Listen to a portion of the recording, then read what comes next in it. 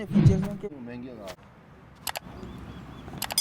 अस्सलाम वालेकुम, शराय दस्तूर से मैं हूं अब्दुल क़य्यूम सिद्दीकी और आप हैं AQS के साथ। इमरान अहमद न्याज़ी बनाम रियासत पाकिस्तान 9 मई फसादात के हवाले से ज़मानतें मंजूर हो गई हैं।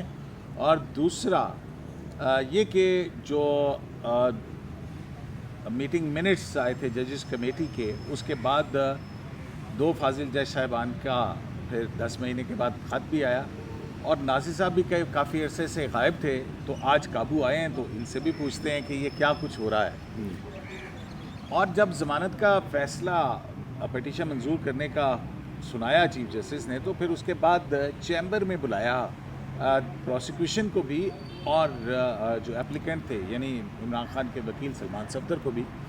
वहाँ पर क्या हुआ तो इस पर बात करेंगे, लेकिन इससे पहले वही हुआ जैसा कि हम कह रहे थे कि लूप होल्स हैं इस मुकदमे के अंदर। देखिए साहब, आपने जो 2-4 दिन पहले 2 दिन पहले यहीं पे खबर दी थी, तजिया किया था कि इस पूरे केस के अंदर आपकी ये ओपिनियन थी कि मुझे बेल होती हुई नज़र आ रही है, और आपने ये जो अपनी ओपिनियन बिल्ड की वो इस बेस पे की कि जब आपने केस को देखा तो इसमें बहुत ज़्यादा आपको नुक्स खामियाँ आपने नज़र आई, और आपने कहा इन्हीं खामियों की बुनियाद पर, इन्हीं लकुनाज की बुनियाद पर जो है वो बेल हो जाएगी। तो वो देख लेते हैं ना कि हमने क्या कहा था। बिल्कुल, वो देख लें और उसके बाद आप बेल तो हो चलें गई। चलें जी, तैयब साहब के कहने पे वो देख लेना साहब। बिल्कुल श्योर पड़ी भी है तो 1 साल हो गया उनकी गिरफ्तारी को, और जो है वो चालान पेश नहीं किया गया।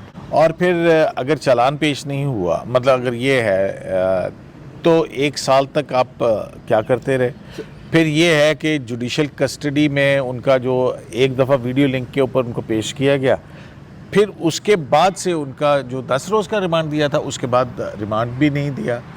तो ये जो लूप होल्स हैं इसके केस में, प्रोसिक्यूशन ने जानबूझ के रखे हैं या मुझे इसमें प्रोसिक्यूशन का केस जो है ना कमज़ोर लगता है। कमज़ोर है लेकिन बहुत सारे लूप होल्स जो हैं वो रखे गए हैं, और ये क्यों रखे गए हैं दैट आई डोंट नो। तो जनाब, ये हमारा तजिया था कि प्रोसिक्यूशन के केस के अंदर लूप होल्स हैं। नासिर साहब, ये लूप होल्स जो हैं ये प्रोसिक्यूशन ने जानबूझ के छोड़े हैं, ये क्यों चालान दाखिल नहीं किया, क्यों इंटरम चालान दाखिल नहीं किया? बहुत सारे सवालात हैं। शुक्रिया क़य्यूम साहब। देखें, जो भी प्रोसिक्यूशन होती है वो प्रोफेशनल लोग होते हैं, उनको इन सब चीज़ों का पता है, नाइसिटीज़ का पता है कि चालान लाजमी जमा कराना है और ये रिक्वायरमेंट है, और बग़ैर चालान के कोई कोर्ट एक स्टेप आगे नहीं जा सकती।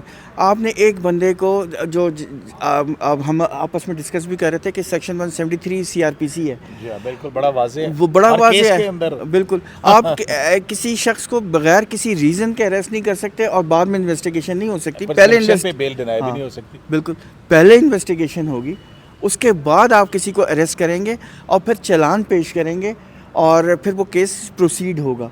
तो बात दरअसल यही है कि आपने खान साहब को तो आपने अरेस्ट कर लिया और जेल में वो पहले से थे, लेकिन चालान नहीं पेश हुआ और 6-7 माह गुजर चुके हैं। तो इस हाँ, मतलब जब से ये केस चल रहा है, मतलब उसमें तो क्वेश्चन यही है कि वो चालान क्यों नहीं पेश हुआ। अच्छा, कुछ प्रोसिक्यूशन का किसकी जिम्मेदारी होती है चालान पेश करना? नासिर, देखिए, इन्वेस्टिगेटिंग ऑफिसर्स, प्रोसिक्यूशन ही का डिपार्टमेंट। हाँ, तो और ये पुलिस और इन्वेस्टिगेशन प्रोसिक्यूशन किसके अंडर होती है गवर्नमेंट में? गवर्नमेंट टेक्निकली तो हाँ जुडिशरी के। हाँ, ठीक है। मेरा ये कहने का मकसद है कि ये बज़ाहिर ऐसा लग रहा है कि क़य्यूम साहब, आपको भी पता है और मुझे भी पता है कि प्रोसिक्यूशन ने यकीनन चालान तैयार करके रखा हुआ होगा। ये हो नहीं सकता कि उन्होंने चालान ना तैयार करके रखा हो। मैं नहीं मान सकता। क़य्यूम साहब, आपका भी तजुर्बा है, मेरा भी तजुर्बा है, हमने कितने केसेस कवर किए हैं। ठीक है, कुछ बैकग्राउंड इल्म भी है, कुछ बैकग्राउंड इल्म भी है। तो ये मुमकिन ही नहीं है कि चालान तैयार ना हो, लेकिन पेश क्यों नहीं हो रहे, ये एक बहुत बड़ी मिस्ट्री है। ये मिस्ट्री है और ये इसरार है, ये इसरार है, और इसके ना ये ताने बाने पता नहीं कहाँ जाके मिलते हैं। बेहतर है हम उसको अभी टच ना करें, है ना? नहीं, ठीक है। मैं आपसे एक सवाल पूछूंगा, लेकिन अपना जो है जाज़ेब अब्बासी साहब से ये पूछना था कि PTI तो 26वीं आईनी तरमीम के बाद यहिया साहब की बतौर चीफ जस्टिस तकर्री के ऊपर बहुत नाला थी।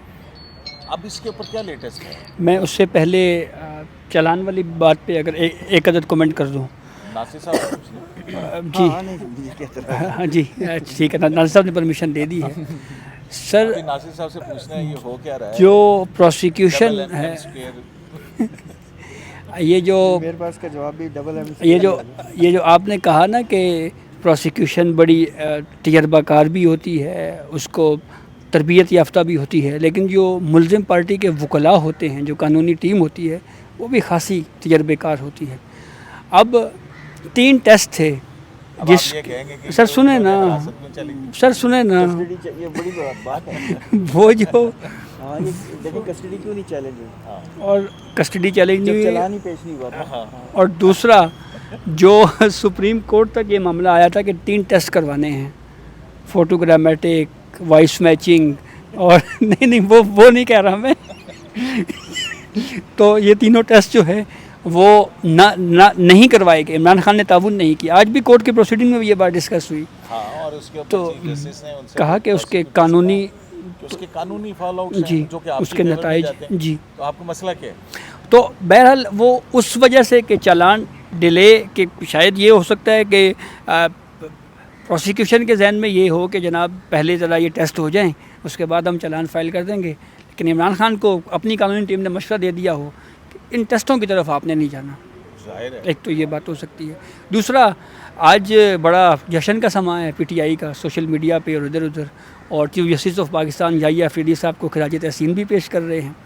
تو جب وہ جو بلاگرز ہیں جو کوئی کچھ کہتا تھا کوئی کچھ کہتا تھا، وہ آج وہ کیا کریں گے؟ وہ کنفیوز نہیں ہوں گے ناصر صاحب آج؟ ناصر صاحب نے آج ایک مثال میں سے دی تھی وہ اس پہ نا، اس تو کو ہیں رہنے دیں. اچھا تو قیوم صدیقی صاحب وہ بیانیے تو ظاہری بات ہے بنائی گئے تھے نا جی.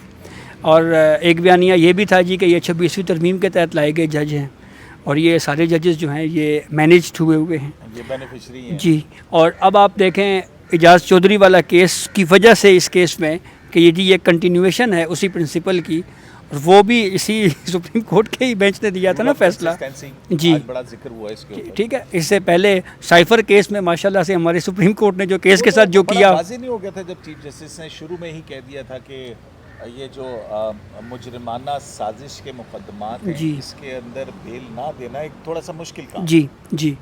تو اس صورتحال میں جو ہے وہ آج جہاں پہ سیاسی جماعتوں کو جب ریلیف نہ ملے تو وہ کہتے ہیں جی کہ یہ 26ویں ترمیم کے تحت لائے گئے جج ہیں اور یہ مینیج جج ہیں، اور جب ریلیف مل جائے تو کہتے ہیں جی چیف جسٹس زندہ آباد. تو یہی کچھ ہو رہا ہے. صحیح ہے. 26ویں آئینی ترمیم کے چیف جسٹس نے عمران احمد کی نیازی کی 9 مئی کے مقدمات کے اندر ضمانت منظور کر لی.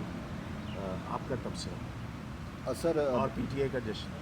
ہاں PTI کا تو جشن بنتا ہے. دیکھیں ان کو بڑے عرصے بعد کہیں سے کوئی ریلیف ملا ہے اور اس جگہ سے ملا ہے جس کے خلاف انہوں نے ایک پرسیپشن مینجمنٹ کی اوورال جو ہے وہ عوام میں بھی اور میڈیا میں بھی، اور بڑا 26ویں ترمیم، اور کیونکہ وہ مان ہی نہیں رہے تھے.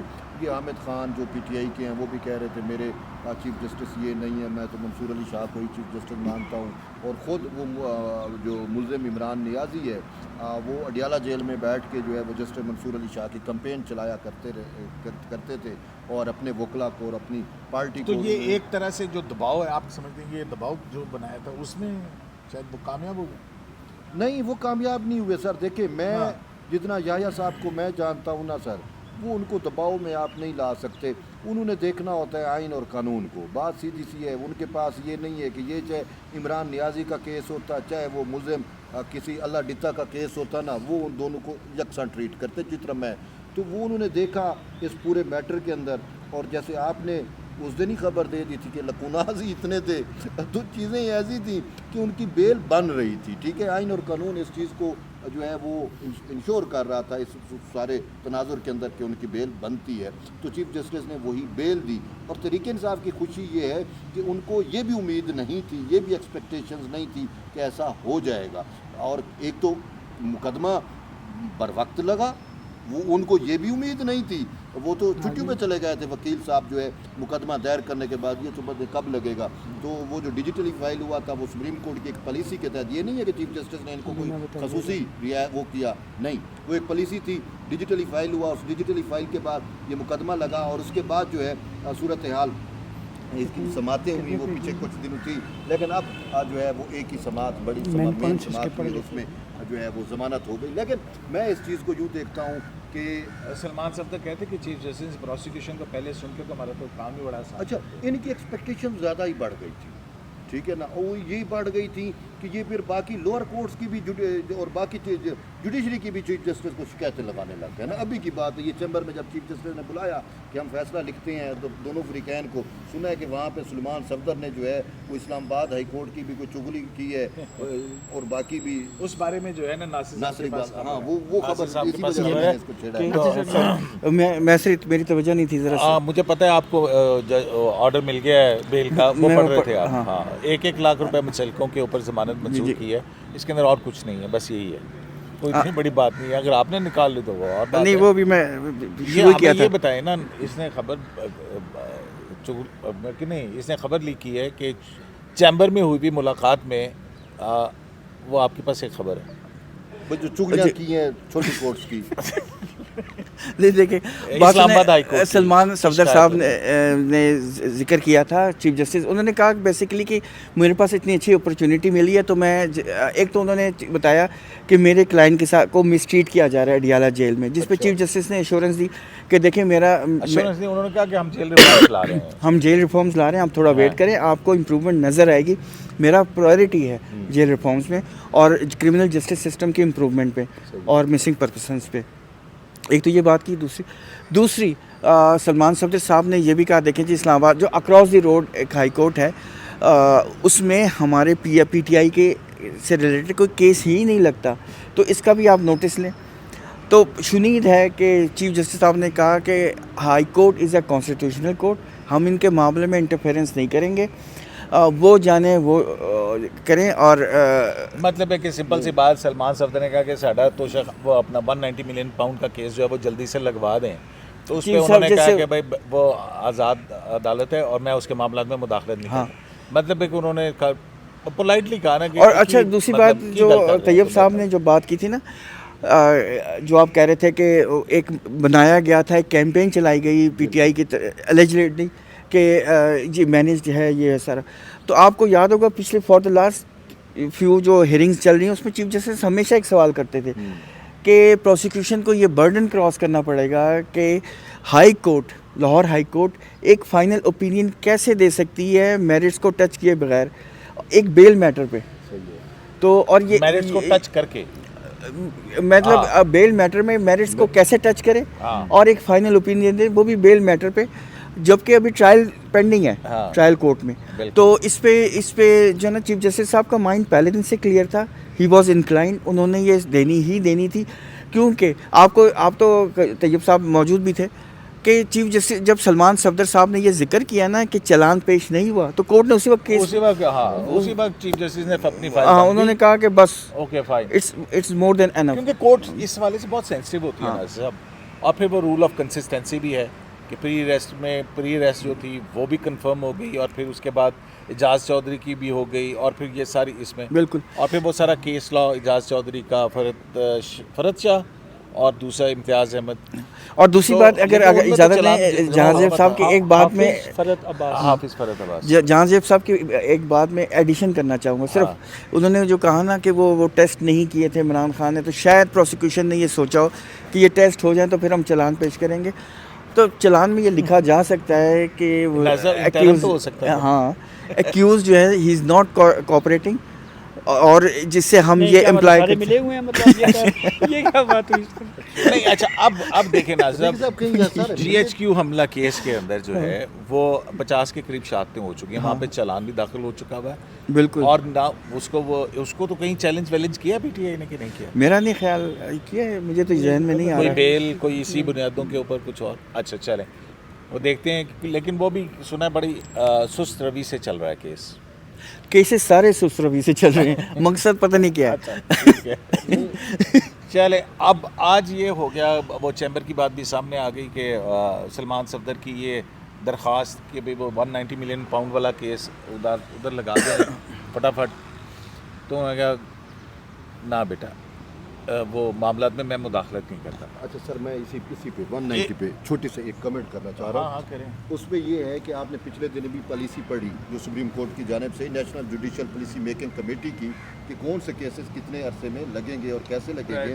اور یہاں پہ جو رجسٹرار اسلام آباد ہائی کورٹ ہے ان کی جانب سے ایک رپورٹ آئی تھی کہ جو 10 سال سے زائد کے جن میں سزا ہے وہ کیس کتنے وقت میں لگے گا اور کس طریقے سے. تو 2024. اچھا, یہ سرفراز ڈوگر صاحب کا وہ نہیں ہے اور نہ ہی اسلام آباد ہائی کورٹ کے رجسٹرار کا ہے کہ کیس لگانا. یہ national judicial policy making committee نے جو ہے وہ باؤنڈ کیا ہوا ہے کہ کون سا کیس کب اور کس طریقے سے لگانا ہے. تو اسی وجہ سے سرفراز ڈوگر صاحب جو ہے وہ چاہ کے بھی عمران نیازی کا کیس جو ہے وہ فی الفور نہیں لگا سکتے. یہ کیونکہ ضوابط کے تحت چلتا ہے نا. چلے ٹھیک ہے, یہ تو پتہ لگے گا آپ کو. اچھا, لیکن آپ والا ایک سوال بڑا اہم ہے کون سا؟ کہ کیا یہ سارے ہی مینیج ہوئے ہیں؟ میں نے نہیں کیا یہ. مجھے حکومت یاد ہے ایک دفعہ پی ٹی آئی اور جب حکومت کے مطالبات ناصر صاحب نے کہا میں نے بھی نہیں کہا, اس میں ایک پوائنٹ یہ تھا کہ پراسیکیوشن جو ہے نا وہ تھوڑی سی سلو ہو جائے یا وہ کیسے. نہیں, یہ کیا مطلب بات چیت ہوگی ہے یا یہ کہہ رہے ہیں حکومت سے مذاکرات میں پہلی شرط یہ تھی کہ پروسیکیوشن مقدمات سے پیچھے ہٹ جائے, ان کی پیروی نہ کرے. تو بس تو اچھا, اب اس کو یہ اپیرنٹلی یہ ایک امپریشن ہے, مطلب یہ ہم کو یہ نہیں کہہ رہے کہ ایسا ہو رہا ہے, یہ ایک امپریشن ہے. ہاں, مطلب ان کی ڈیمانڈ تو یہی تھی نا. ہاں, تو اس پر پوری اتری پروسیکیوشن. اچھا ناصر صاحب, یہ جو جسٹس منیب اختر اور جسٹس منصور علی شاہ صاحب کا جو کل کا خط آیا ہے, آپ اس کو کس نظر سے دیکھ رہے ہیں؟ دیکھیں, یہ پہلی بات ہے کہ ان نیسیسری ہے کہ ضرورت ہی نہیں تھی اس کو لیٹر لکھنے کی, کیونکہ ہم بار بار جو بات کر رہے ہیں کہ اس سے جوڈیشری خراب ہو رہی ہے, لوگوں میں کانفیڈنس ایروڈ ہو رہا ہے. یہ چیزیں انٹرنل ہوتی ہے, انٹرنل ہونی چاہیے. لیکن ہمیشہ یہ ہوتا ہے, آپ یہ دیکھیں کہ جب انہوں نے وہ نظر عباس والا کیس اٹھایا تھا, ٹھیک ہے, اس میں آپ کو پتہ ہے کہ پہلے جو ہے وہ انہوں نے 13 جنوری کو سماعت ہوئی اور انہوں نے 27 جنوری کو ملتوی کی, ٹھیک ہے. لیکن پھر اس کے بعد اپنا آرڈر چینج کر لیا اور اس کی سماعت 16 جنوری رکھ دی, ٹھیک ہو گیا. اور 17 کو 190 ملین پاؤنڈ کے اندر عمران خان کا کیس آنا تھا. اس وقت یہ جوڈیشری کے اندر کا ابال اور یہ اختلاف, یہ کیمپیننگ کی ہوگی. آج عمران خان کی ضمانت ہونی تھی, کل انہوں نے خط لکھ دیا. یہ کیا کہانی ہے؟ یہ ہر چیز عمران خان کے کیس سے جڑی ہوئی کیوں لگتی ہے جب جسٹس منیب اور جسٹس منصور کچھ لکھتے یا کرتے ہیں؟ دیکھیں, یہ کوئی انسیڈنس بھی ہو سکتا ہے, میں تو نہیں کہہ سکتا ہوں. لیکن بہرحال میں یہ کہنا چاہ رہا تھا کہ جو لیٹر پڑھ کے, حالانکہ دونوں بہت اچھے ججز ہیں اور بہت قابل جج ہیں, لیکن انہوں نے نا ایک امپریشن یہ آ گیا کہ جیسے انہوں نے اپنا مائنڈ ڈسکلوز کر دیا ہے, تو یہ مناسب نہیں ہے. تو ناصر صاحب, کسی جج کا انسسٹ کرنا مقدمہ فوری لگا کے سننے کے لیے, ایسا کیوں کہ ہم بھی بیٹھیں گے اس میں, یہ بھی, اور پھر یہ کہ ہمیں بھی بٹھاؤ, اور خاص طور پہ آپ متاثرہ فریق ہیں.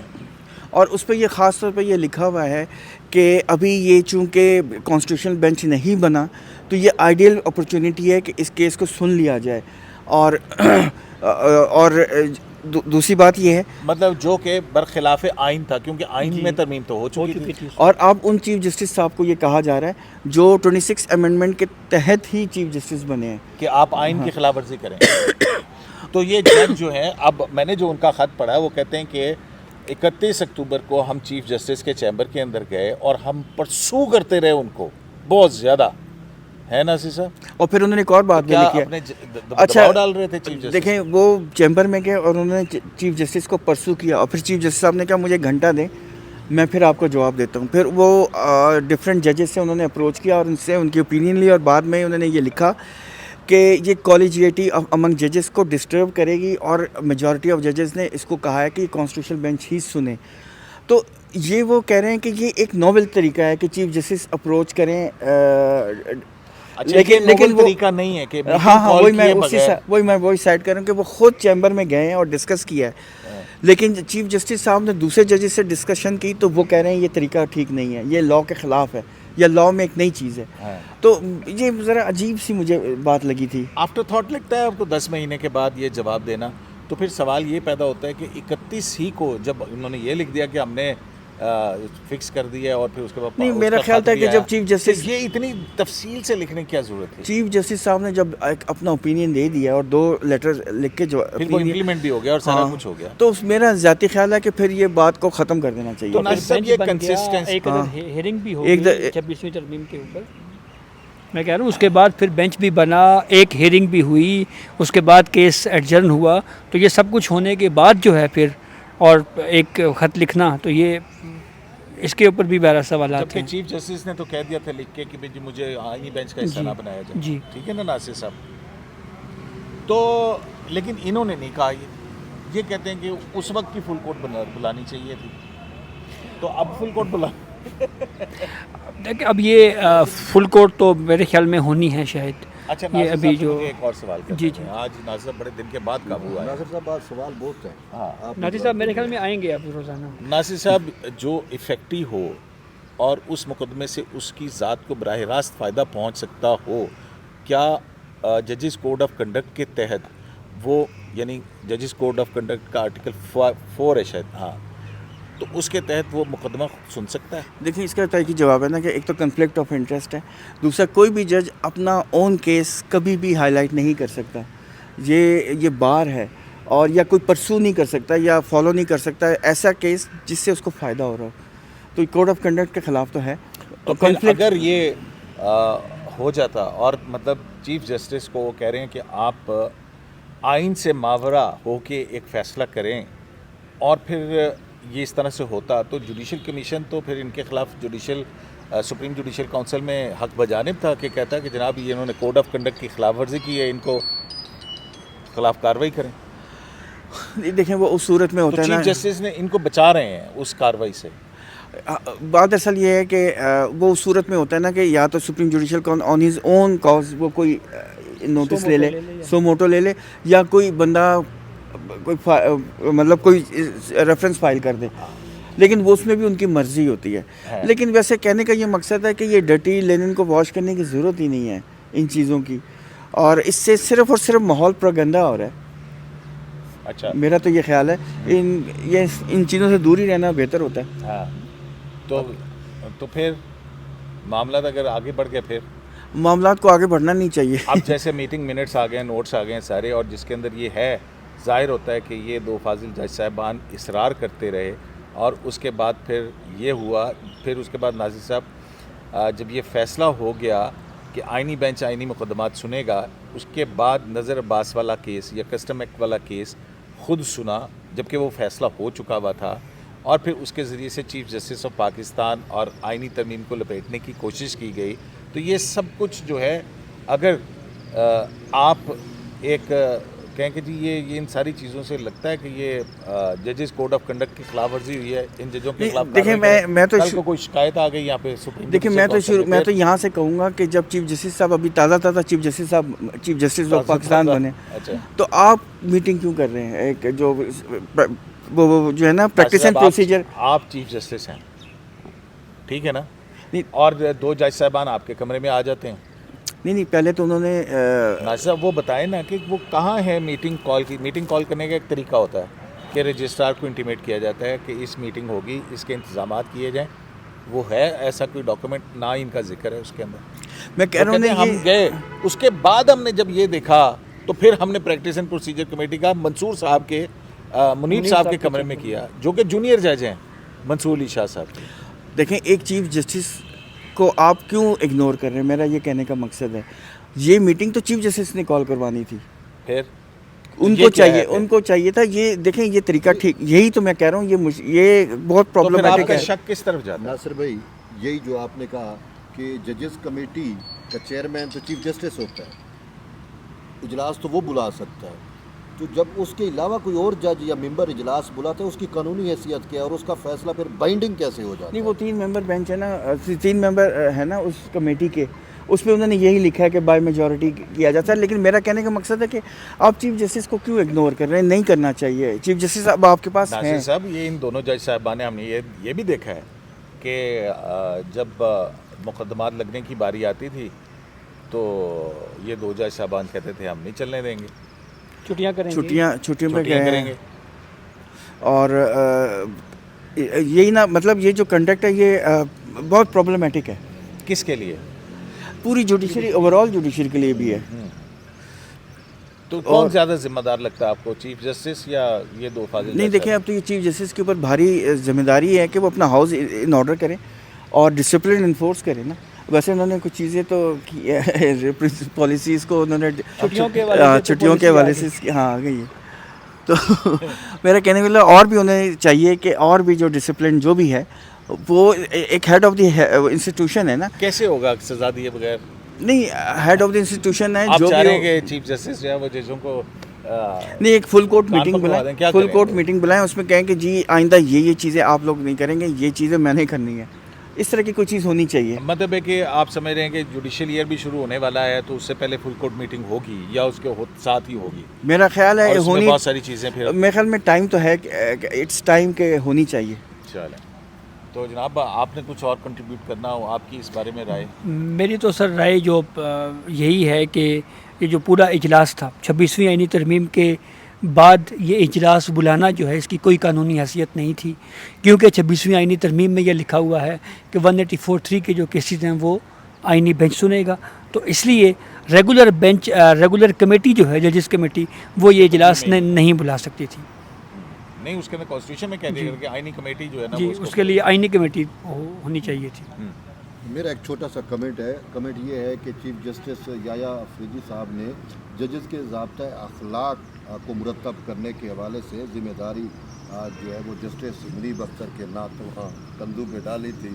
تو اب ان کو جسٹس یحییٰ افریدی صاحب کو سمجھ لینا چاہیے کہ جو جج بادی النظر میں خود ہی ضابطۂ اخلاق کی خلاف ورزی کے مرتکب ہو رہے ہوں، کیونکہ مجھے تو یہ لگتا ہے یہ پورے پروسیس میں کہیں نہ کہیں تو ضابطۂ اخلاق کی بھی خلاف ورزی ہوئی ہے، تو وہ کیسے ججز کے ضابطۂ اخلاق کو مرتب کر سکتے ہیں، یہ سوچنے کی بات ہے. یہ سوال ہے. تو جناب پروسیکیوشن کا کیس جو تھا وہ ڈھیلا ڈھالا تھا، عمران خان کی ضمانت ہو گئی اور اس کے بعد جو ہے وہ جو جوڈیشری کے اپنے اندر چل رہا ہے اس کے اوپر ناصر صاحب کا ہماری تو رائے آپ سنتے ہی رہے ہیں.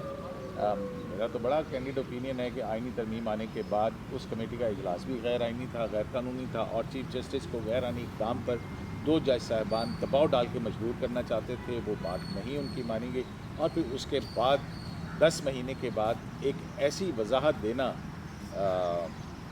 جس کا پہلے ذکر نہیں کیا تھا چیمانی دارد.